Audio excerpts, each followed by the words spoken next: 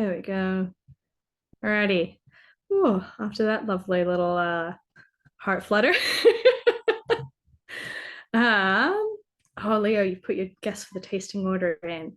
You are so close. Too wrong, I think. So I'll get the tasting order in the chat for everyone. And I think we might probably start soonish. I don't know if anyone else is gonna pop in and join, but we can have them along later. Alrighty. So yeah, close Leo, but not quite. Alrighty there. Well, after that lovely, exciting technical hiccup, welcome everyone to tonight's virtual tasting with Furneaux Distillery down in Tassie. I looked back and I think this is technically the first Australian virtual tasting we've done this year. I think we've only done Scottish and international so far. So that's pretty crazy because we're already in May. I just got an email about tax deduction time and I was like, oh my God, it's going too fast. Make it stop. But we're here tonight and joined by an exceptionally special guest, Tom Ambroz from Furneaux Distillery. I hope I'm saying your surname right. You are perfect. Perfect. All right. It's always the easy ones that are tricky. But yeah, so Tom is the head distiller and responsible for crafting everything we're about to taste tonight. It's not often we get a head distiller on, so if anyone has any particularly geeky questions, this is the time to ask them. It's been a long time since I've actually had Furneaux, so I'm excited to dive back in and learn more about how the distillery's evolved. But before I hand it over, usual housekeeping, you guys know how it goes. We recommend having 6 glasses so you can go back and compare each dram if you have the glassware for it. This will be particularly interesting for the Sawyers Bays and the Flinders Island. I think they'd be really cool comparisons. As usual, please don't drive after the tasting. We got mostly sensible ABVs on these whiskies tonight, with the exception of one, but please drink responsibly either way. All of our tastings are recorded as well, for those who want to watch them back or who can join us tonight.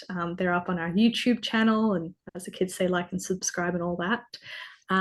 For those who prefer to read and have a penchant for reading, there is a distillery feature up on our website as well that goes into the background history of the distillery and has some pretty pictures, which is always nice to look at. I think Tom's got some pretty pictures for us tonight as well, which is always good. And of course, please pop questions and tasting notes into the chat. I'll do my best to get answers for all of them. But I won't delay it any longer. We will get right into it. So I'll hand over to Tom now to introduce himself and tell us about Furneaux.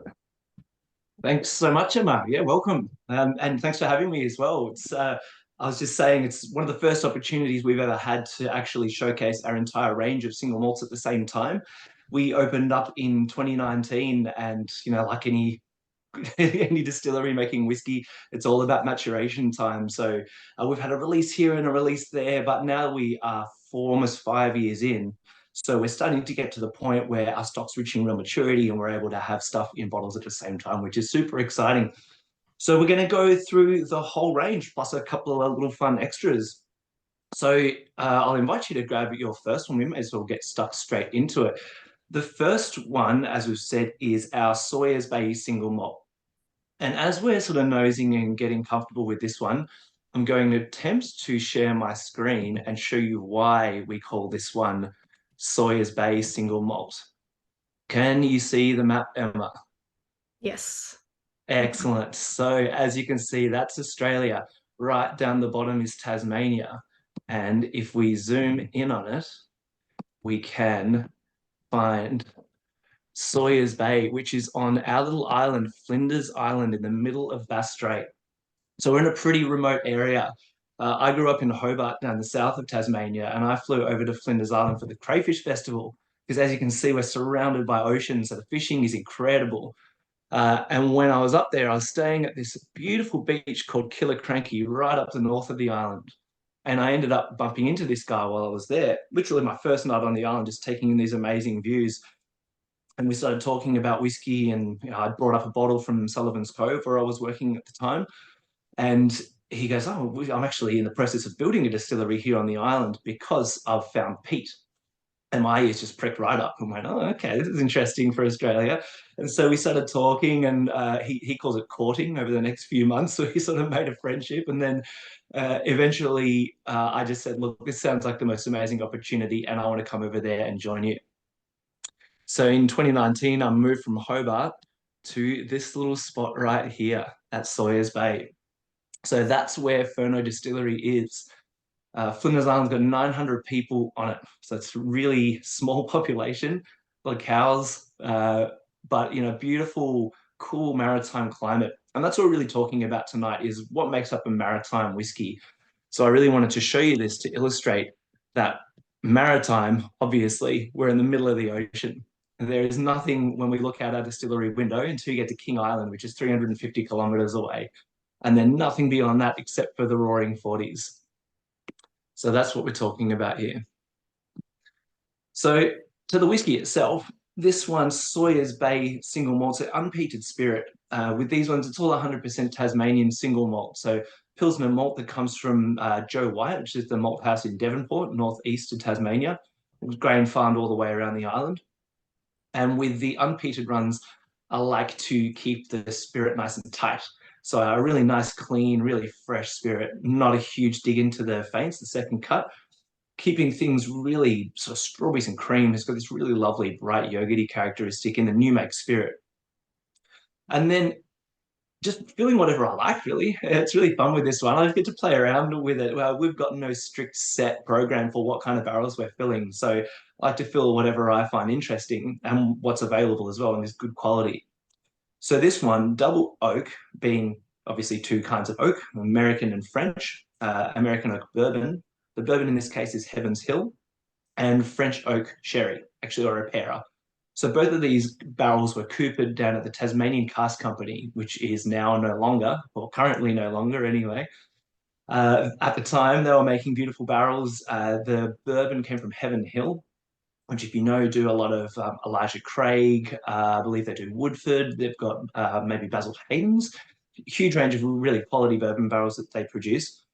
The sherry was McWilliams, so sort of vintage Australian apera. But yeah, a really beautiful release. I was blown away by the nose on this straight up. And it's one of those whiskeys I just want to huff it. I just want to get all that aroma. It's so bright and fresh and sweet, but not saccharine and whatnot. Yes. I mean, amazing that they're ex Heaven Hill barrels, because Scott and I have just come off of an absolute run of Heaven Hill whiskey tastings online and around the country. Right. They're Elijah Craig, they're Pikesville, they're Rittenhouse and stuff like that. Yeah, absolutely incredible. And I think a couple of the people here might have attended a session or two, or might be booked in for the Melbourne one. But yeah, I'm super. Ian, you're only messaging me at the moment instead of the rest of the group, but custard cream is an absolutely great call. Yeah, definitely custody. I have no issue whatsoever with blending barrels. I love it. I really love it. Before I was in distilling, which I've been in for the last sort of 8 years, I was in hospitality. I was working in cocktail bars. I was making some aromatic bitters, which involved a lot of blending. So blending is something that I love. Making two flavors that are separate form something that is better than the parts. In this case, I mean, I love blending bourbon and fortified. Bourbon with its sort of caramel, confectionery, sugar, and then fortified, bringing in the fruit. So for me, this one has almost like what we used to call, what are now called Red Ripper lollies, that sort of like raspberry candy thing. It's really nice and juicy through the middle. Dilution as well, batch by batch, depending on the liquid itself. I find that it's not always the best flavor just to hit the same exact target every single time. So blending is one of the most time-consuming parts. When the barrels are emptied, it's lining up a sample with 2% increments everywhere from sort of 42 up to about 50 and beyond if it's really good. And then just process of elimination over a couple of weeks, finding out what strength this whiskey tastes the best at. So you'll notice as you look through most of our releases that they're always a little bit different, but for the most part, they sit around the 47, 48 mark. This one, 46.6. So really beautiful and approachable and really rounded. And yeah, I'm seeing a lot of strawberry coming through. I get a lot of strawberry cherry on this one as well. Yeah, strawberry laces, Leo, the honey Mm. vanilla custard. Yeah, I get that. It's almost those like classic custard, not really tarts, but whatever those like custard things are at every bloody bakery in Like a rural house cake. Australia. Or whatever they are, then yeah, that like with icing sugar and a little touch of cinnamon across the top as well. Yeah. Absolutely amazing. Howard was asking how long you mature, like typical average age. So obviously, 4 years in, so that's about as old as our whiskey is so far. We started out with small format 20-litre casks, which I really enjoy. You just got to be careful with them because 20s have an opportunity to become over oaked if you leave the spirit in there for longer than 2.5 years, depending. But our 20s are all gone now, so we're into quarter cask size, so 100 to 125-litre barrels that are all around the 3.5 to 4-year-old mark at this point. So these ones were two single casks, both 100 litres, both 3.5 years. Amazing. Ian So, says cannoli maybe. Yeah, that. And then going back to it empty on the nose, it's like lots of like dried apricots, but like juicy dried apricots, ones that mm, aren't, you know, hard to chew on. yeah.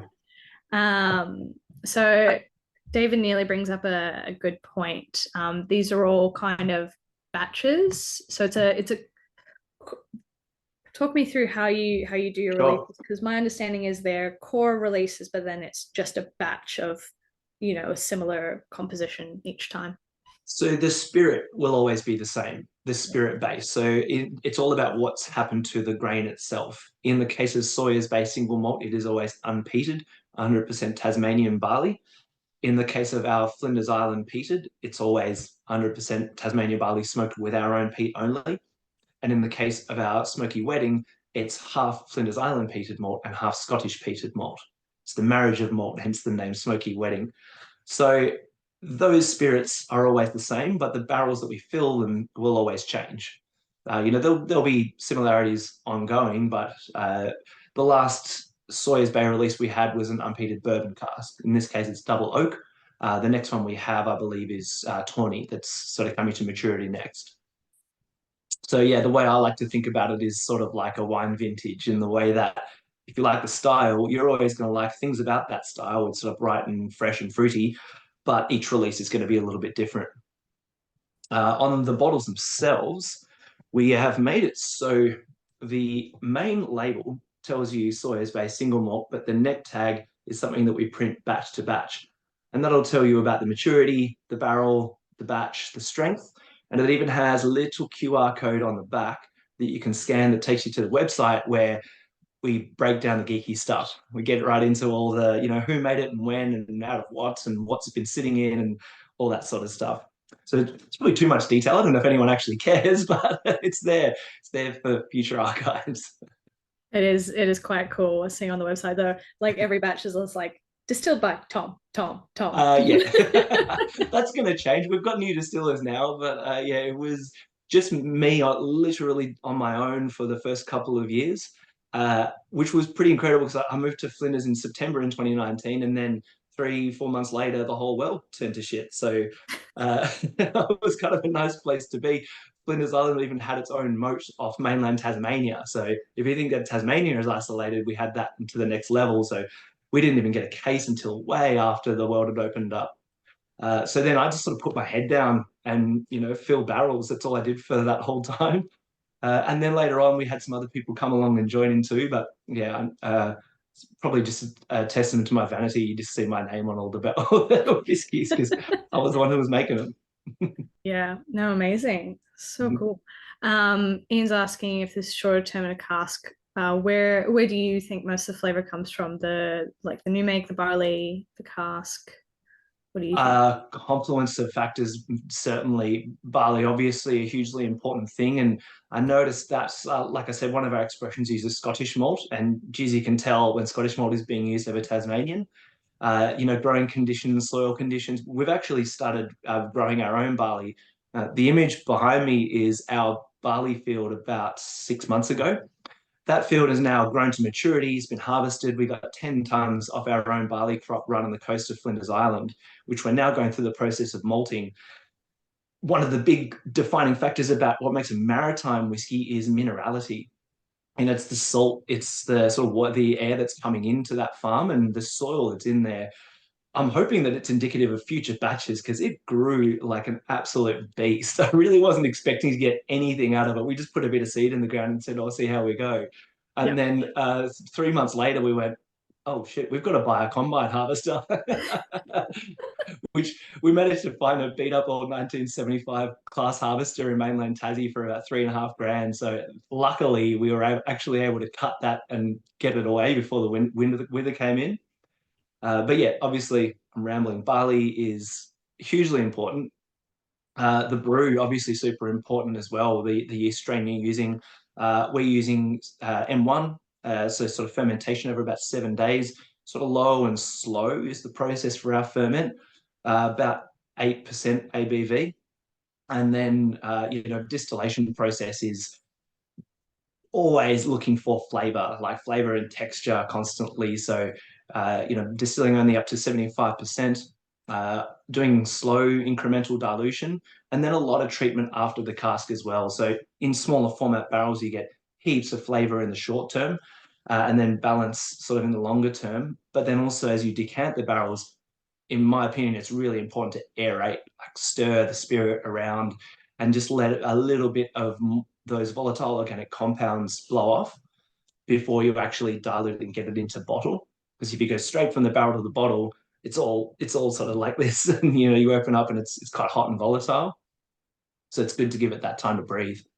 Yeah. So that agitation can really Mm, get things moving and whatnot. It's as simple as I think Scott and I were at Tim Duckett's Bond store and whatnot, and mm. he gave us a taste of this whiskey out of a vat, and then he was just like, "Now let me give it a stir, try it again." And it's like, how Yeah. does it taste so different? It's crazy. Yeah, yeah. Oh, yeah, definitely. Yeah, Tim's process was definitely an inspiration for me in the early days when I was sort of just getting into what Tasmanian whiskey was all about. But also my time at Sullivan's Cove, we're emptying out these, 200, 300 litre barrels there, but also these 20-litre private casks, which we were doing at the time. I don't think they're doing them anymore. But sort of learning about how those different flavors, are changing as they're coming out of the timber is really interesting. Yeah, fascinating. Mm. I mean, there's so many amazing questions in the chat. We might move on to whiskey number two, and then Yeah. we'll get some of those questions answered. Mm. Um, So yeah, whiskey number two, another Sawyers Bay expression. So same spirit, but this time second fill cask, which I am just such a big fan of these days, especially in Tasmania and Australia. Depending on fill strengths and where you are, there's a lot of interaction going on. So you get very dense, very oaky whiskies. So second fill, yeah, why not? A little bit more spirit characteristic coming through, a little less tannin. And then the reason I put this one second, even though it's maybe not as rich as the first, it's a second fill peated cask finish. So we might start to get a little whiff of smoke. So I'm slowly edging you into the smokier whiskies that we've got coming up. But this one, second fill of our own. So the previous barrels would have gone to be another Flinders peated expression. And then a straight second fill, no shave, no toast, no char. We're playing around with that stuff at the moment, but any experiment in whiskies can be a couple of years before we figure out the results of it. But I've actually found pretty good results out of a straight second fill, especially with smaller format. So this one was, I believe it was 5 20-litre second fill casks, then blended at the end. We've just had a couple of questions in the chat. Mm. Sure Emma was alluding to that, about malting and the malting that you guys actually do yourselves, compared to buying mash from other breweries that many distilleries do in Tasmania. Yeah. Yeah, currently a pretty intense topic in the distillery because of the malting process. Like floor malting is one thing we have the ability to do. We do our own kilning already, our own peating of grain post malting, but malting itself, we're not going to be able to get the quality that we need to simply floor malting. So while we can do that for a couple of batches, have some fun with that, we also need to actually get a product out of this crop. So what we have to do, unfortunately, is send it all the way up to New South Wales, where there's the only craft scale malt house that's close enough to us, which is Voyager Craft Malt up in Griffith, Whitten. There is a malt house in Tasmania, but they do sort of 30-ton minimum, and they also can't smoke, and smoking is an important thing for us. So very first crop, all the way up to New South Wales, all the way back, and then we get to mash and distill with it while we're building our own malt house for Flinders Island. So that's what we're in the process of at the moment, is sort of designing and building sort of essentially like a salad and box style malt house on Flinders Island. So we don't have to send it anywhere, so we can do everything on our farm. And then you do the mashing it yourselves as well, which is, again, another point that not many people realize doesn't get done at the distillery for many distilleries.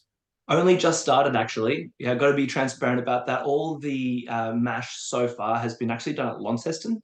We do all the distillation, maturation, bottling, and everything else on Flinders Island. But as of this week, we're doing our first mash on the island. We've just commissioned our own brew house. So it's definitely something that's really important to us, but we simply haven't had the space yet. We're in the process of building a new distillery that has its brew house in there as well.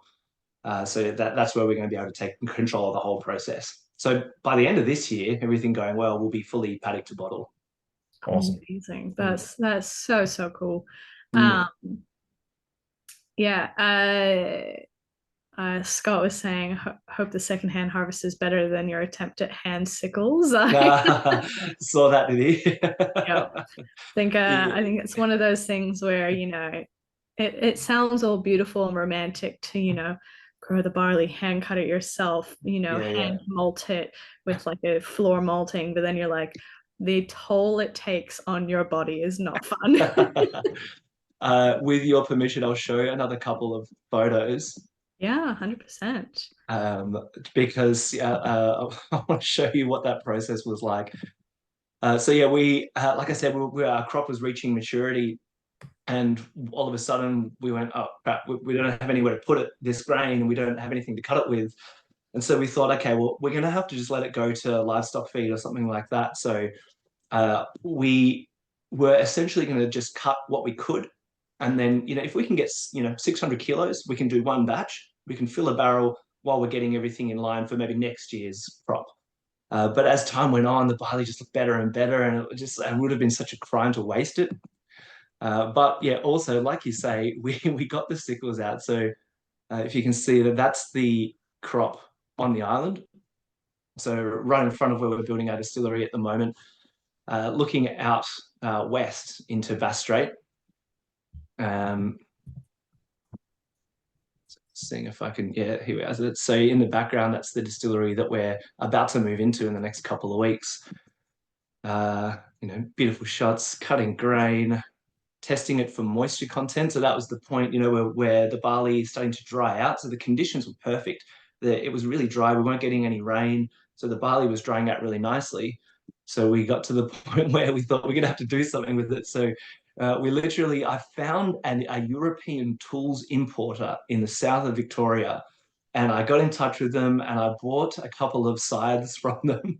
So it's like, if we're going to do it the old school, let's do it the old school way. So we went out there and we cut and we stooked, which is what you're seeing here, which is where you get your the pieces that you cut, you bundle them up and you stand them on their heads, and then you let them dry out further, so then you can thresh, which means bashing the seed head off the stalk. But the threshing process was so long and so intense. We put a call out to the Flinders Island community and we just said, look, come and join us. It'll be a fun community day. You can do an old school harvest. And we got about 25 people come. We built this threshing table and we started to bash this grain out. 25 people took an entire day and we got 50 kilos, as opposed to the 600 kilos we needed for one batch. So that we thought, bugger that. And that night, while I was sitting on the couch, completely wrecked, covered in stalks and sticks, I got onto Facebook. I got into this group called the Tasmanian Farmers Buy, Swap and Sell. And I put a call out and said, I need help. And this one guy said, look, I've got this old harvester. She's not pretty, but she runs. I've just finished my last harvest on her, and I'll sell it to you, 3.5 grand. So within the space of 2 days, I managed to get this harvester from Tassie onto the ferry of the north of Tasmania, over on the boat to Flinders Island. And I went down personally, picked it up, drove it onto the back of a truck, and drove it back up to the island. So, it's a pretty steep learning curve. I've barely even driven a tractor before, and here I was like driving this combine harvester. And they're one of those vehicles as well. Like when you get to that level of vehicle and you're just like puttering along a highway, you're like, I'm sorry. Yeah, pretty much exactly. Jerking around like this because I didn't know how to use the clutch properly. Absolutely ridiculous. So good. So yeah, that's the that's the story of the harvest. Yeah, it's one of those things. It's like it's so beautiful. I think what was it? One of the guys was saying, should have got some horses involved. You could have got a donkey or something, Yeah. Yeah, I was really considering shaving off my moustache just to have a little chin strap beard and putting on a Hessian suit, going full Amish with it. Hey, those Amish get things done, Yeah, no. I'm like, if you hire some Amish to clear that field, they could have done it all in one day. They are intense, but yeah, newfound respect for the harvesters of yore. Yeah, 100%. You're like, do we need this fancy technology? And then you go without it. You're like, yes, I absolutely yes. need Yes, I'm very grateful for it. Yes. Yeah, I was yeah, absolutely amazing. Chris is saying, given the nature of transport in this country, I can only imagine the costs involved in sending your barley from Flinders Island to Voyager. So, it'll be exciting to have that malting. And I was going to ask, I was like, what type of Saladin box? Really, really cool. And super efficient. Jordan's asking where can we buy this? I can't find it. I think we might have some for sale on the website still. I will share that in the link, and I'll share it again at the end. But I love everyone's tasting notes on this whiskey, like nectarines and a bit of smoke, like lighter on the nose, white fruits, maybe melon. Peat definitely comes at the end. I absolutely get that, like a little bit of like Tarek's lemonade. And then I noticed between the first one and this one, the note that stuck out to me, this is going to sound super crazy, and a lot of you might not have probably tried it, but you ever had those like candied almonds where it's like an almond coated in, they look like tiny eggs. They're just like that really hard sugary outside, and like the almond doesn't taste like an almond anymore. It doesn't even know what an almond looks like anymore. It's that sweetness and then that kind of waxy nuttiness, I suppose. It's really, really cool. Yeah, I love this one a lot. I get a real pear and yogurt thing on this one. It's got this lovely like lactic element to it that is just really nice. Yeah, 100%. Howard was asking if have you tried this at a higher ABV? Would you consider bottling it at a higher ABV? I always try it at a bit of a spectrum. Yeah, I'd consider everything. Why not? But I think though, especially when it comes to younger spirit, so again, this one is just over 3 years from 20 litre in second fill. So like I said earlier, 2 years, 2.5 years is maximum that I'd ever do for a 20 litre cask. But with second fill, you can obviously stretch that a little bit longer. But it's still at 3 years, I find that higher ABVs, cask strengths, it's tricky. It's not always well balanced in that. So yeah, I reckon it's better off the way it is. Yeah, I'm just wowed by the complexity and the roundness that these drams have at that age. Particularly when we think of like other Tasmanian whiskies at that age, and cask size as well, and mainland Aussie whiskies. They tend to be a lot more rambunctious. These are really well rounded. You're not getting that full whack of like new make spirit, but at the same time, you're also not getting that like dominant cask profile as well. It's like it's really, really well balanced. It's absolutely amazing. Chris says you'll try anything. You heard it here first. Furneaux and Cola. I can't even say it. Too many F's. Yeah. Let's maybe see about a smoky cokie as we get down into the more peaty Oh, don't threaten styles. me with a good time. Scott has shared the collection on our website in the chat as well. We've got a 10% discount automatically loaded on everything tonight for you guys. But let's move on to whiskey number 3 because I'm just aware that. So great one to contrast this versus the last because same grain but peating, obviously. So caveat, peating post malting. So we're with this first batch that we're malting of our own grain, we're going to be actually able to peat during the malting process. But quick note on that is it's all about moisture content. So during malting, you raise the moisture content of the grain so it starts to shoot, and then you dry it out so that it doesn't keep shooting. So you can use all of the starch that's in there. When you're doing that, it's around the sort of 40% moisture mark. Don't quote me on that, it was close enough. And so when you smoke, there's a lot of moisture to suck that smoke into the kernel. When you're peating post-malting, you're getting an already malted grain.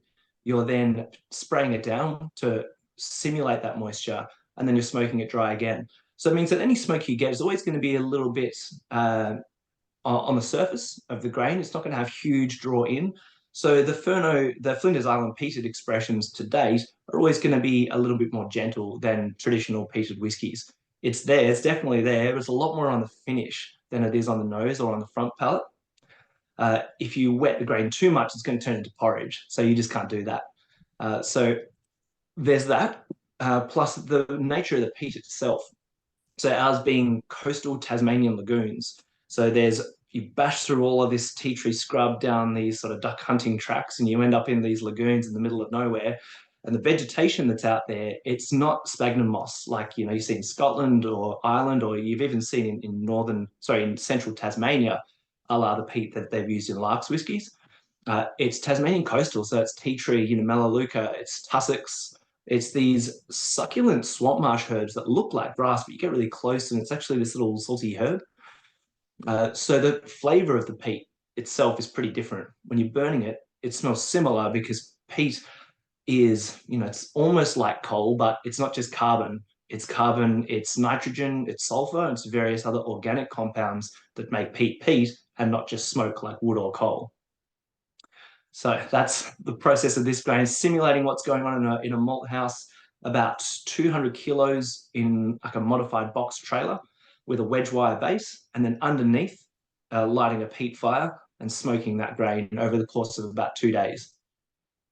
So the result, you really, like I say, personally, I don't get it much on the nose at all, but I do get caramel, toffees, ex-bourbon, these ones. On the palate, you'll have sweetness up front, and it's when that sweetness sinks back that you get the peat on the finish. And when we first cracked open our first Flinders peated barrels, we tasted them and went, it's not smoky enough, it's not quite there. But then 5 minutes later, we went, oh wow, it's really like it's coming in. And then 15 minutes later, you're still tasting it, you're still smacking your chops. So it's got this really lovely lingering aroma. Yeah, it really sticks in your mouth. On the nose, I was getting so much like passion fruit and white dinosaur lollies, like that really kind of jelly sweetness kind of vibe to it. But yeah, it's on the palate, it's got that flavor of when you cook in cast iron pots or frying pans, it's got that cast iron cooked thing to it where it's like, I know technically I'm not eating iron, but there's something different about the way that it chars in a pan. Yeah, but it sticks around. It's wow, it's really there. Ian's getting a peat scent with chalk orange, like a Terry's chalk orange. Howard's wondering, why have you chosen post-malting peating versus like traditional peating, drying it? Just a process thing. We don't have the volume of grain. We didn't when we started anyway, to be able to malt in-house. Now that we have the availability of grain, that's when we're going to be peating during the malting process, because we're going to be doing the whole conversion. But to date, there is no one I know that is smoking during the malting process with peat. Voyager up in Griffith, they've done like red gum smoke. They've started experimenting with a little bit of that sort of Australian wood smoking. But when we started, definitely no one doing it. So it just wasn't the thing that was available to us. Yeah, amazing. I'm getting the vibe that your core flavor identity is European sugared candies. I get so much. I don't know if anyone else gets that kind of like going back for that second sip, that puff pastry, but like encrusted in like that firm sugar top. Yeah, toffee crisp, Ian. Yeah, absolutely phenomenal. I get that thing you said about the cast iron pan. I get it in like a charred lemon. Like if you've ever had like a caramelized charred lemon, it's that thing for me. There's definitely an acidity to this, which is nice and bright for me, but it's that like a caramelized. And someone else said it like a chalk orange. It's like a similar thing. I think we're talking about there, like a really oily citrus note. Yeah, 100%. And a question I put together for you guys, the inspiration behind using the two like style names, Sawyers Bay and Flinders Island, did that kind of come from a lot of that Scottish influence of distilleries that split their peated and unpeated into different name categories, like Edredar Balakin or the Cheg and Tobermory? Yeah, I guess subconsciously, yeah. When we first started, you see, we actually had a different bottling, different labeling. We're in 500 mils, and we had one label that said Furneaux Distillery single malt, and on the back, I would write all the details about what was in that batch. And when you write 250 times 50-50 Flinders Island and Scottish peated malt matured in an American oak ex-bourbon barrel, you get RSI. So that was when I made the choice to, change out labeling and really clearly identify between the three styles that I wanted to produce as a core range. Because we were still playing around with all these different experiments on peat levels and different mixes. The Smoky wedding even was an experiment when I first started, and it's just something that I wanted to adapt. So yeah, it was definitely important for us to distinguish those three styles. And I just liked the way Sawyers Bay single malt rolled off the tongue. Plus, it's our home. It's where all our barrels are. It's where our grain is being grown. So yeah, that's where the name came from. Yeah, I think that's absolutely beautiful. And I think Scott mentioned it before on a lot of your bottles because he's got the physical bottles with him. I've got samples like everyone else does. And they've got, what is it? On an island, off an island, off an island, That's right. Yeah. I know it's the very cliche for a lot of Tasmanian distilleries to be like, we're like the Isle of Australia, but it's like, well, actually, you're more like the Scotland of Australia because Scotland is on an island on England, right. Right. UK. But you guys are an island off an island, like Isla is. Yeah. So yeah, that's right. It's really, really interesting to get that really dominant kind of coastal profile as well. Yeah, super, super cool. Chris was asking, was the change in bottles a conscious choice as well, or driven by supplies of stuff? Like a couple of big factors there for me was the bottles themselves were I don't know, the nerds out there might know this, they're Oslo bottles. They are the exact same bottle that I'd just come from using at Sullivan's Cove where I was working previously. So I'd spent hours on the bottling line doing this same bottle, and then I went to then go again use the same bottles, and I just thought that's not for me. Also, there were 500 mils, and I just kind of find that annoying. And when the whiskey is sitting on the bar next to a whole bunch of other whiskies, 500 mils just looks diminutive against a nice big tall sort of whiskey bottle. But we designed the bottles with help with a crew called Swearwords, a little design studio who had done a couple of other booze brands. And the brief was we want to be maritime because it sort of reflect the maritime climate, but we don't want to be Captain Morgan's and use ropes and anchors and that sort of thing. So they said to me, look out the window and what do you see out of your distillery? And I said, well, I see endless horizons and nothing basically. But what I do see is the pier. I see, the life buoys, and I see the rust and I see the stone. And so that was really the sort of big inspiration for the color itself. The maritime orange was something that we see sitting on the pier. Everything is quite grey and dark and stone, and that's what we were really looking at. And if you notice on the Sawyers Bay up top, on the Flinders Peated starting to get a bit lower. And on the Smoky Wedding, it's even lower still. So we're sort of diving down into the depths of smoke.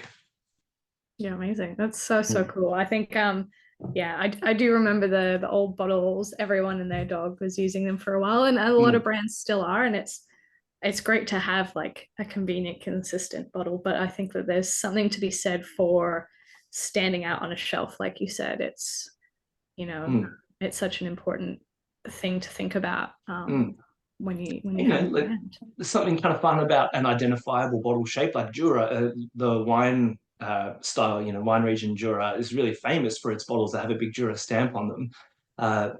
And, you know, maybe Tasmania could have something like that too. But on Flinders Island, we call Tasmanians mainlanders. So, you know, things are a little bit different up where we are. So we wanted to reflect that in the packaging for sure. Yeah, amazing. Tom, I have to ask, where does the signature beanie look come from? You can see I'm kind of joining you in solidarity today, but Yeah. Is that out of necessity from the Roaring Forties, or is that just is it in your contract? You have to wear a beanie? Look, it's a bit of everything. You know, I need to keep my brain warm at all times. And it's pretty cold over on Flinders Island. It blows pretty hard too. But also, you know, one of my favorite movies is Life Aquatic with Steve Zissou. And if anyone's seen that, they know what I'm talking about.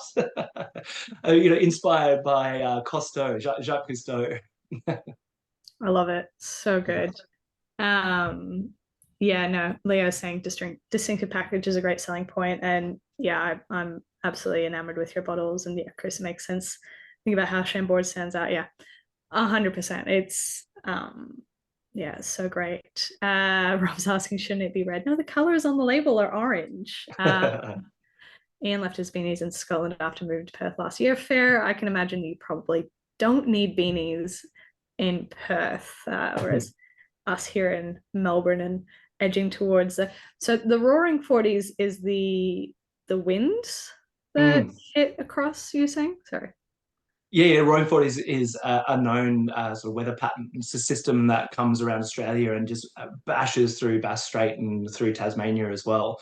So yeah, wind is a thing on the island in a pretty big way. Around September, especially, we get periods of 2 or 3 weeks where you're sort of walking on a slant entirely, and then as soon as the wind stops, you sort of fall over because you're compensating for it that hard.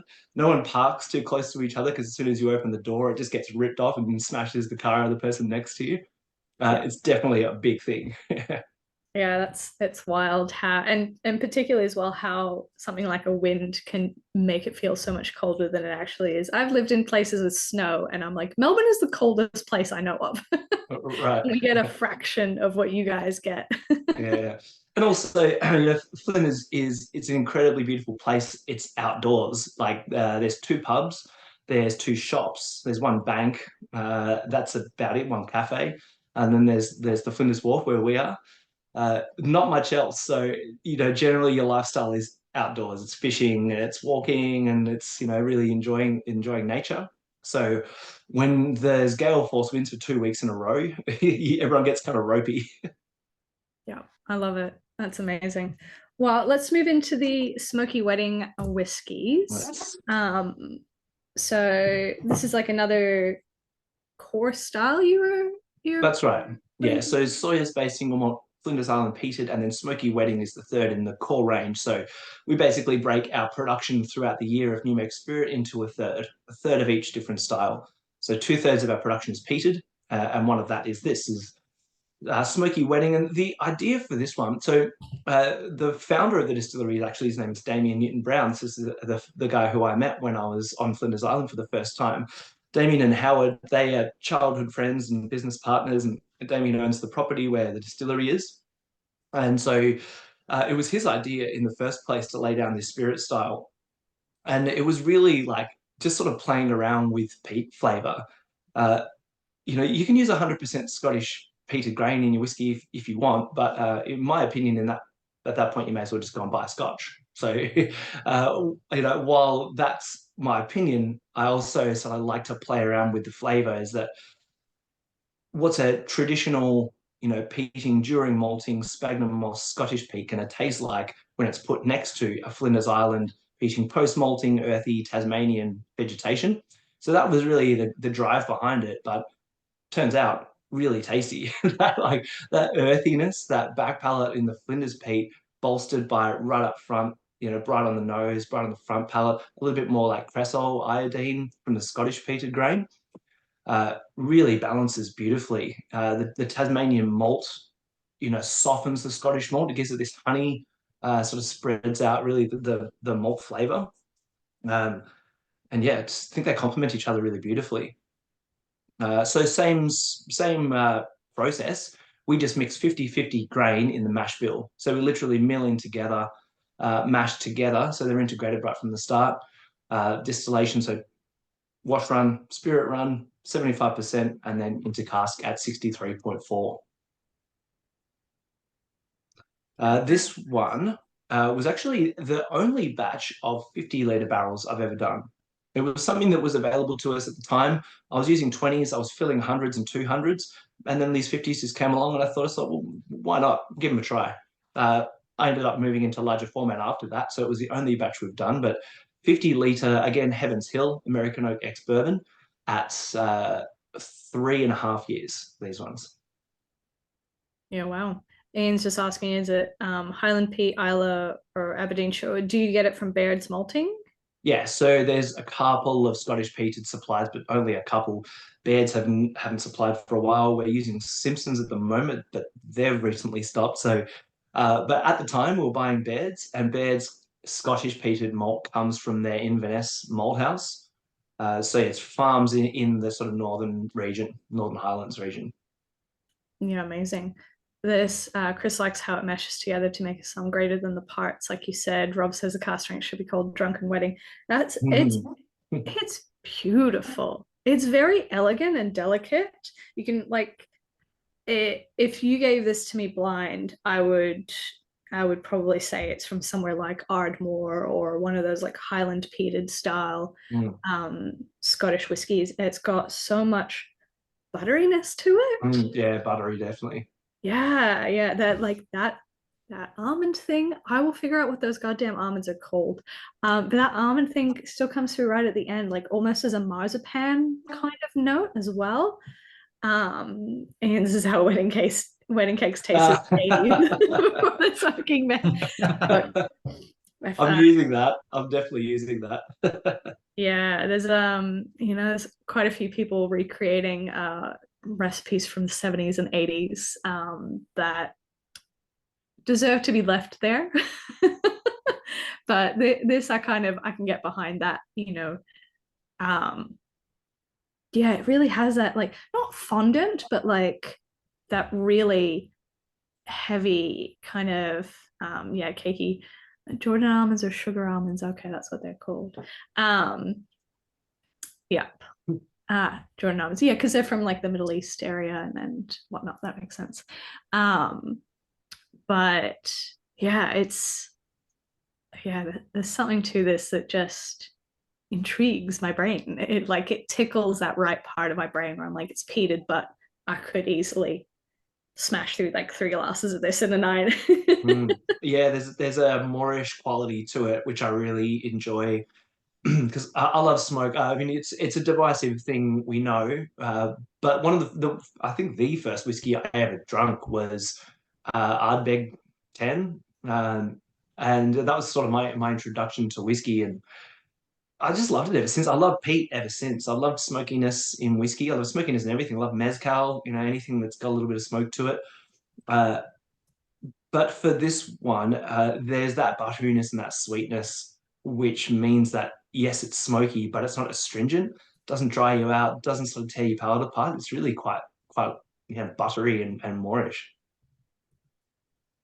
Tom, I love how you're not afraid to release something that isn't just cask, flavor profile, heavy, and you're at least letting the spirit sing and the two different malts sing together. For me, I feel like the longer I spend with this, the more the Australian characteristic, which we're tasting earlier, starts to reveal itself. That Scottish element was probably kind of like one of the first things that comes to mind. And the more you spend time with it, and I'm going back to the Flinders peated. and just like, yeah, seeing it starting to kind of reveal itself to me, which is awesome. It's definitely a slow burn, that Australian flavour, and don't ask me why. I've got no idea. I guess we'll probably find out more as we start to go along with our malting and peating process. For anyone that's interested, the Baird's malt ppm, so phenolic parts per million, it's measured around about 30 to 50, so it should be around sort of 35, 45 mark on the Scottish grain. Our own, sent away for testing just recently, is around about sort of 16 to 30. So both sides, they're still on the lower end of things, and that doesn't necessarily indicate how smoky a whiskey is going to be. It's sort of a common misconception that just because it's high ppm means it's going to be smokier than others. It's the cuts as well. It's the spirit run. So in the spirit run, when I'm making unpeated, I cut quite short, quite fine, because I want that spirit to be really nice and bright and fruity. When I'm cutting peated, I cut late. So not super dank late, but in the very low 60s, depending on the flavor, batch by batch. Because below 65, that's when you start to get phenolic compounds boiling off the still a little bit more vigorously. So you start to get better smoke at a deeper cut. Plus the fainty elements, the sort of, barbecue burnt flavor that you get on a faint note complements peat pretty nicely. So it's definitely worthwhile doing a deeper cut in a peated run. Yeah, it's one of those things that I learned a little while ago as well, because the compounds are very heavy, so they take a little bit longer to get over the still. So, but you've done a beautiful job cutting this. We might, conscious of the fact that because of Ollie's slip up, which I'm totally blaming him for, slightly more time crunch, but I think this would be really great as well. So with whiskey number 5, the Distillers cut. So is this the same whiskey, just a higher proof? Is it Yeah, funny, just coincidence the way this one came around. We had 8 50-litre barrels in total. When we were decanting them, we just thought, let's just pick the best 2 and put them aside, and we won't dilute them. We'll just sit on those, and we'll have some fun with them. And then the other 6 went and formed the whiskey that we just tasted, Smoky Wedding. And then halfway through that, the beautiful crew of the Whiskey List get in touch and say, hey, we're thinking about having some fun. Do you guys want to maybe do a special bottling for us? And I'm like, well, actually, I've got this this Smoky Wedding cask strength just sitting here. Let's have a play around with that. So we ended up, its natural cask was about 62, but I actually found that 58 was better. We did a lot of sort of dilution trials on this one. And down to the increments, geez, you'd be surprised what 1% of ABV, the difference that it can do to a whiskey. So the Distiller's Cut was what it was called, at 58%. Just to see what this whiskey is like unadulterated. So same batch of barrels, all Heaven's Hill, but everyone knows there's always gonna be difference barrel by barrel. And these 2 were just the pick of the lot for me. So yeah, awesome to try them side by side with one that's the last one's 46.2, this one's 58. So yeah, in terms of the previous question about playing around with dilution, this is a really great opportunity to see what it can taste like.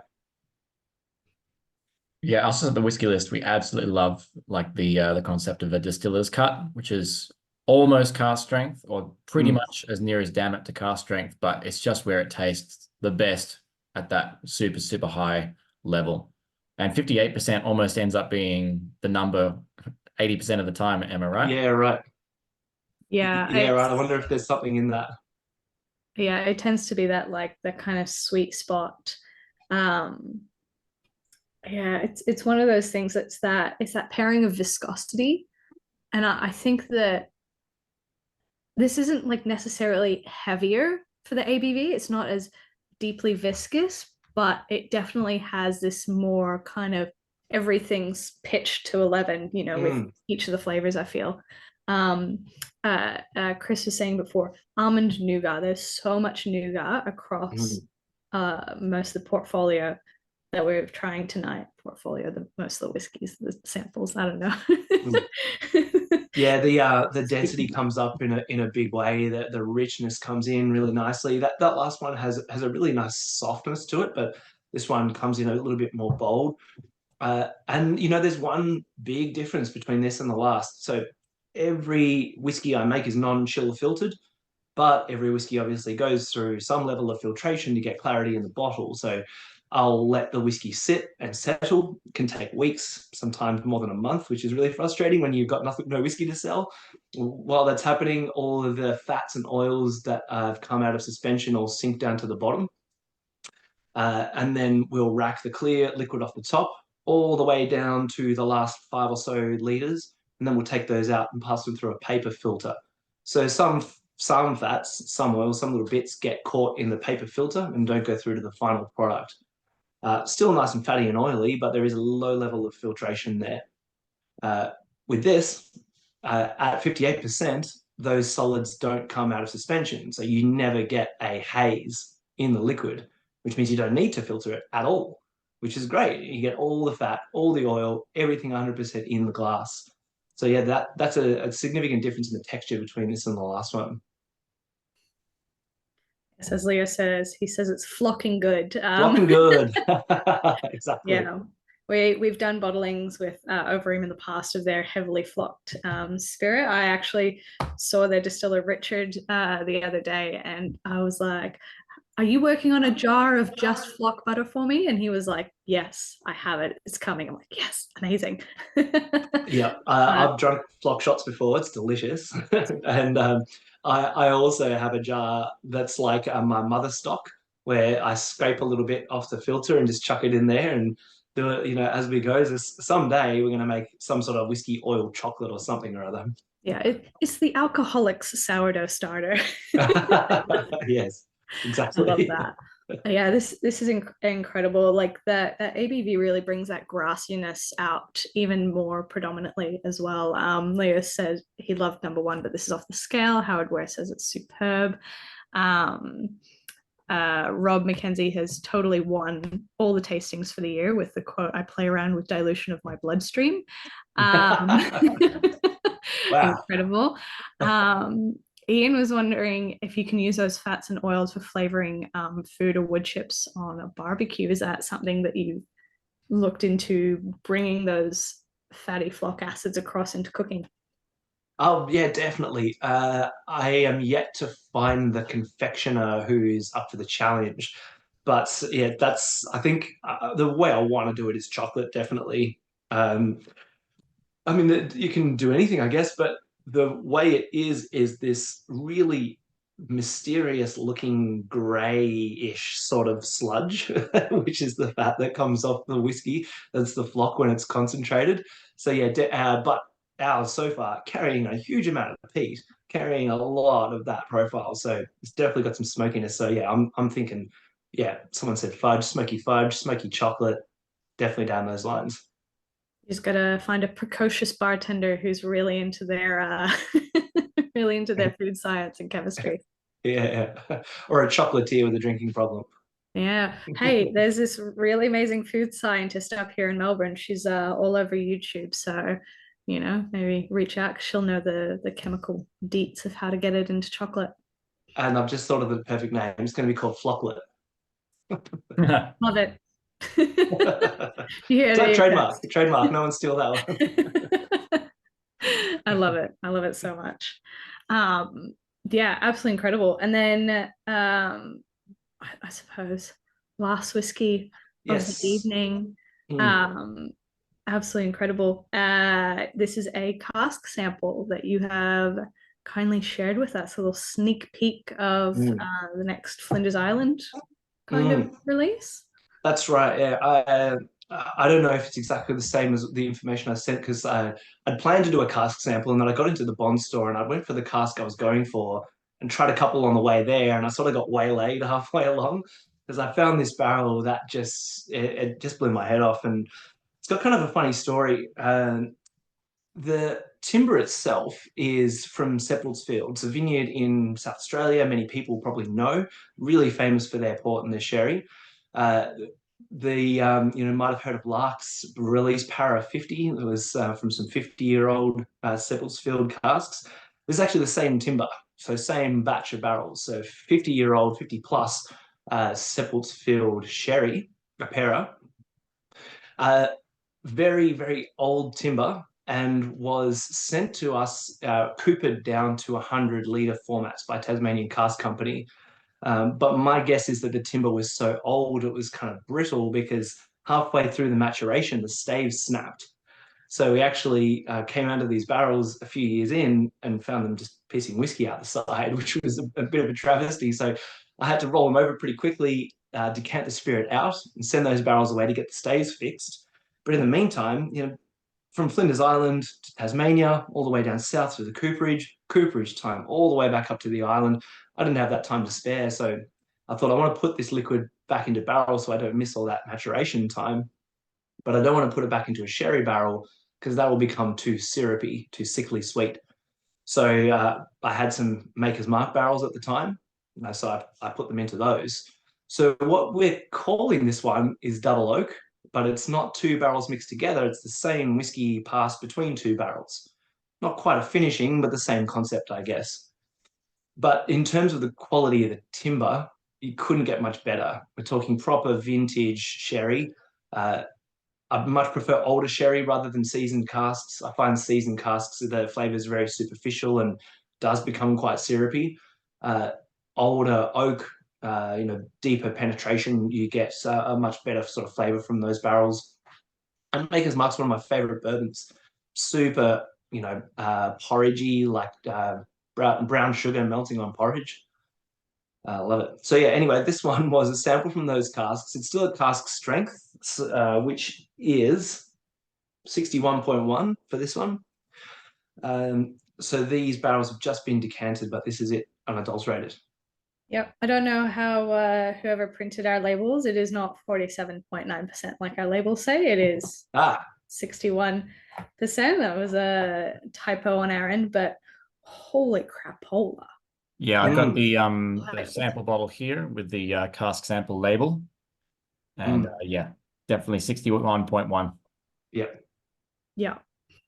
Yeah. So back to Flinders Peated spirit as well, and a little elevation on the Flinders Peated influence from the last one we tried of the Flinders Peated styles.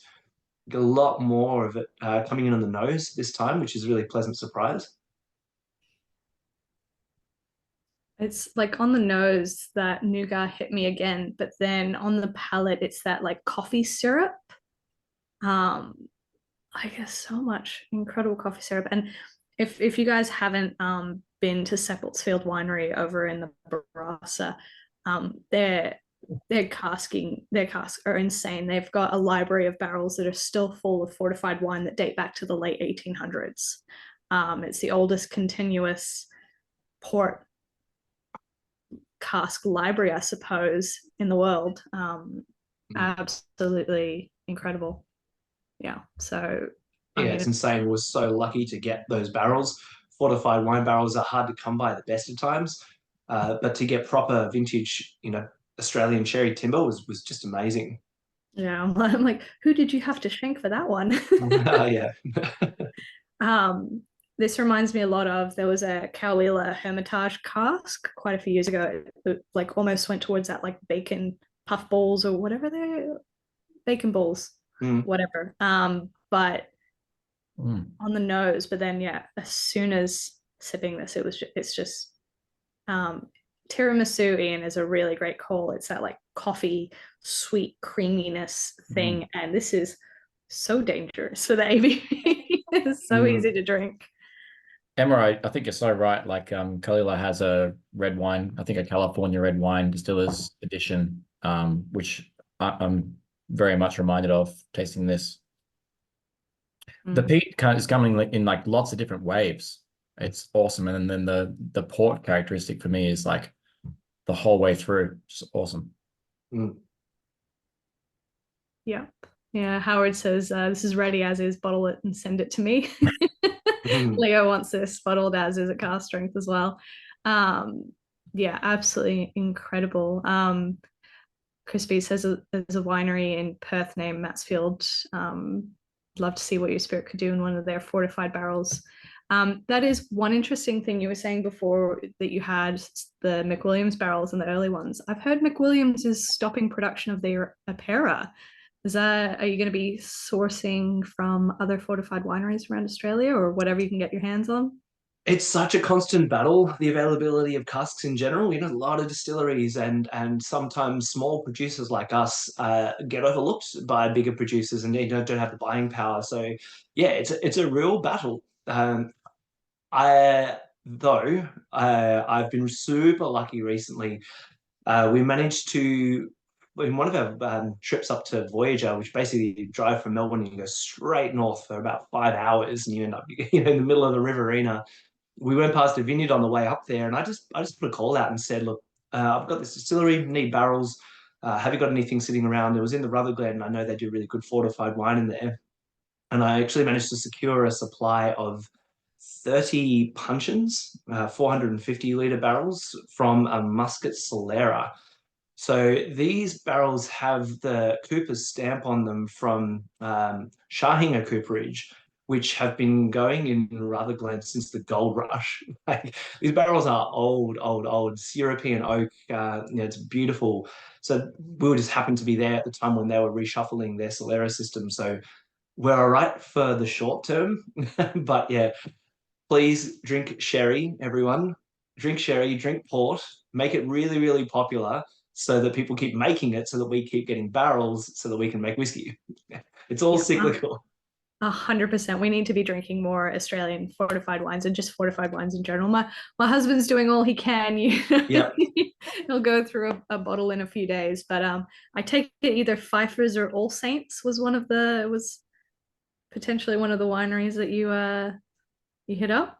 No, it wasn't. Let's just say All Saints. All Saints, I've yeah. never even heard of it. I'm going on the list though. Yeah, All Saints and Pfeiffer's. Pfeiffer's is personally my favorite winery in Rutherglen for fortifieds. It's one of those classic places where like none of the bottles look modern in any way whatsoever. Yeah. It's just very like, stick it on, who cares, Yeah. But they make some of the best wine up in the region. Yeah. Absolutely incredible. Coburg, Pfeiffer, Campbell's, also it's just part of Brown Brothers. Oh, I didn't.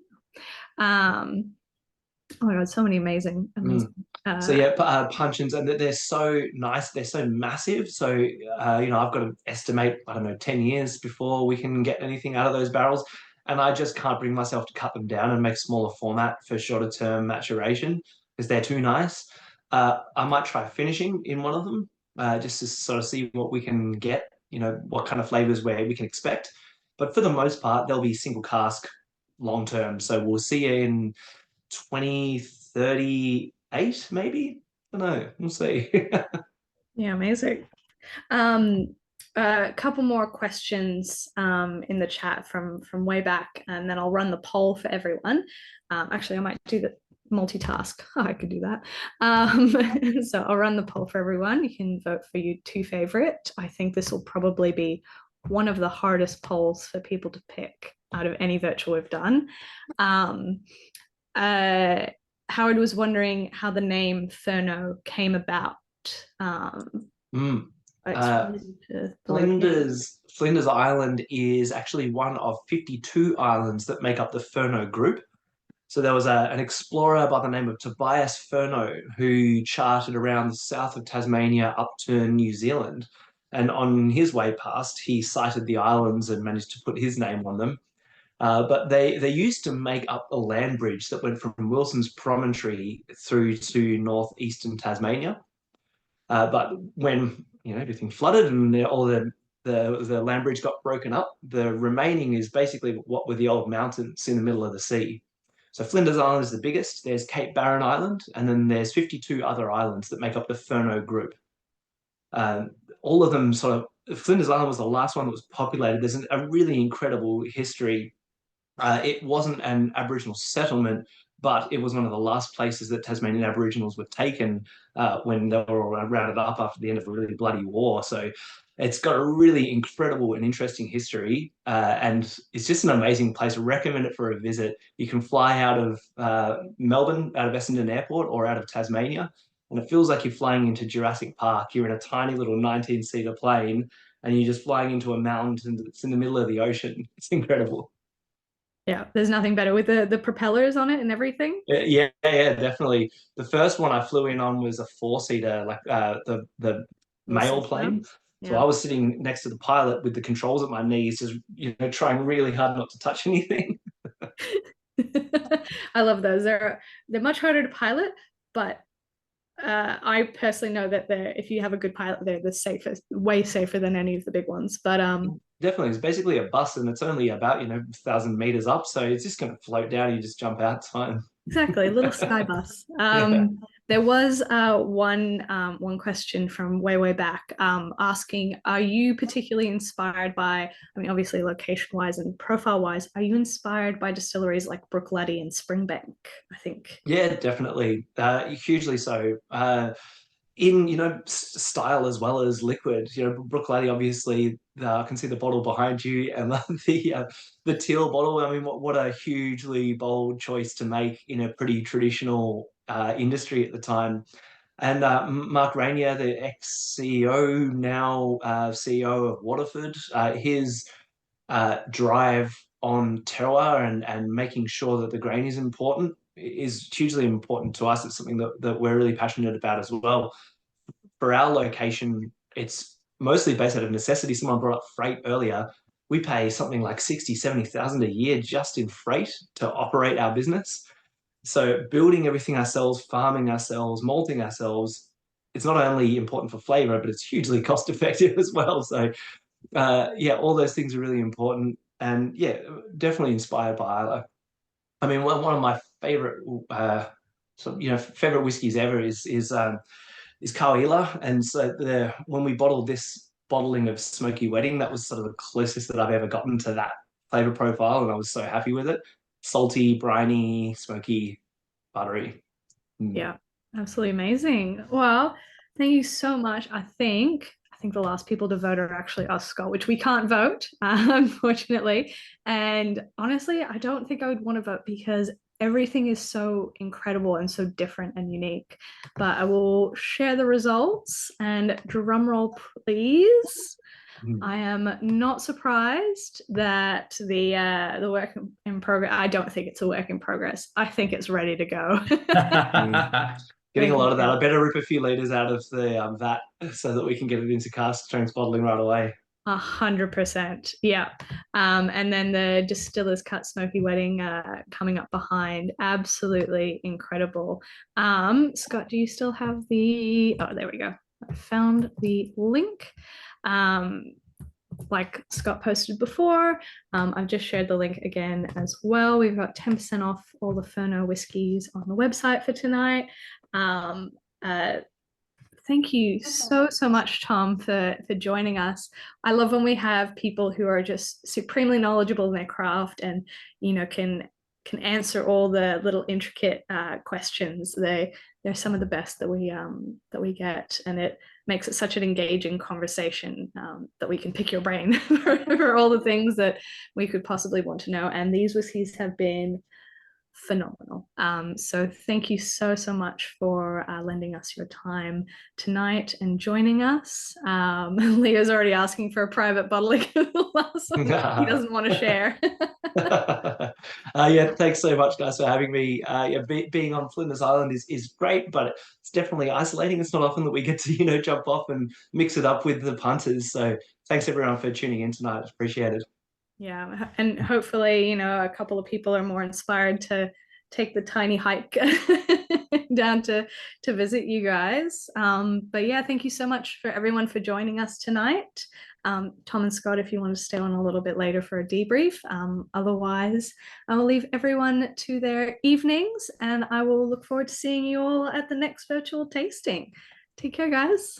Cheers, guys. Cheers, Thanks. everyone. Thank you.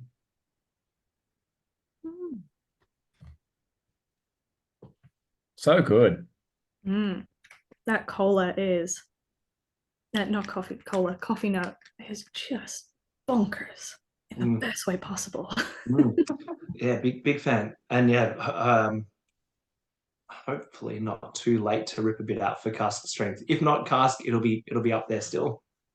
We do incremental dilution, so sort of like 5 liters every couple of days to try and avoid any saponification. So trying to get like nice integration of water and alcohol and make everything nice and balanced.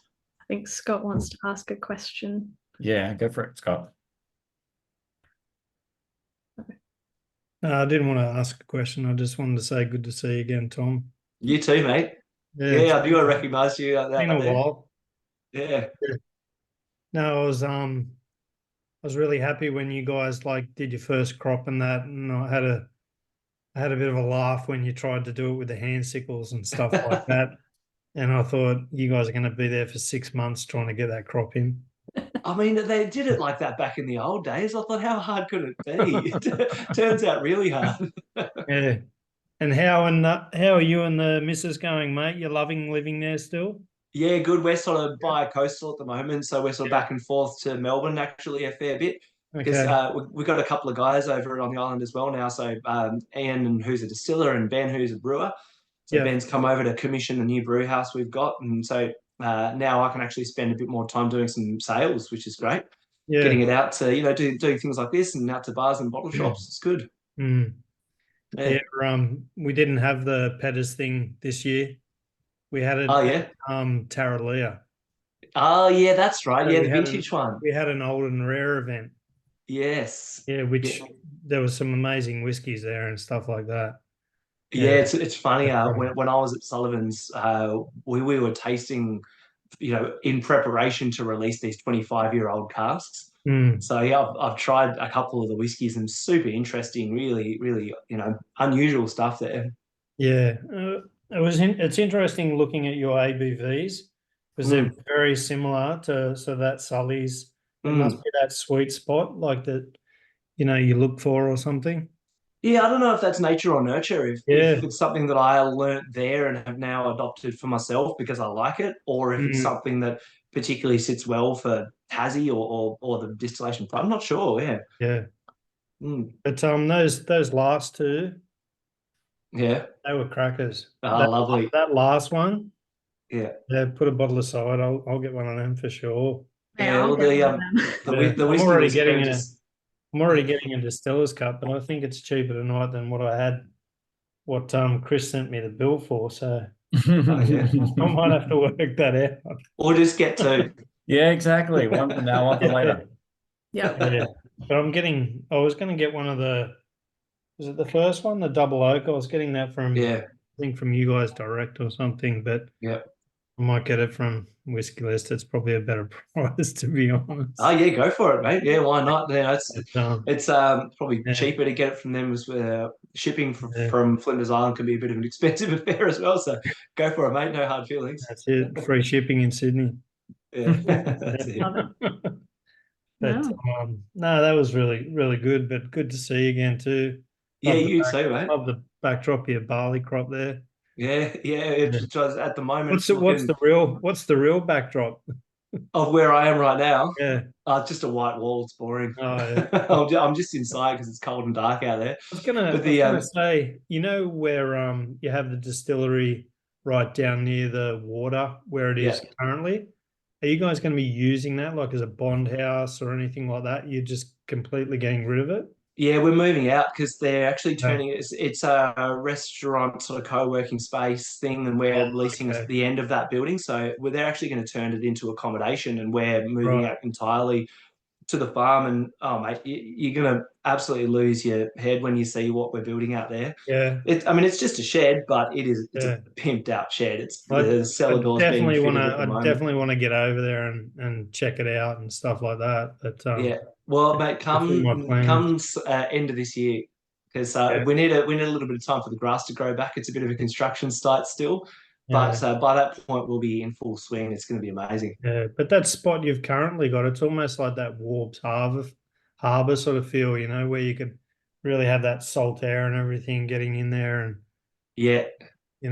but look, we're right on the pier, but where we are at the farm, I mean, you'll see it's just incredible. I mean, you look out over the coast, you look towards the mountain. There's even a couple of seagulls that live right where the barley crop is. Oh. So they're just circling around the barley.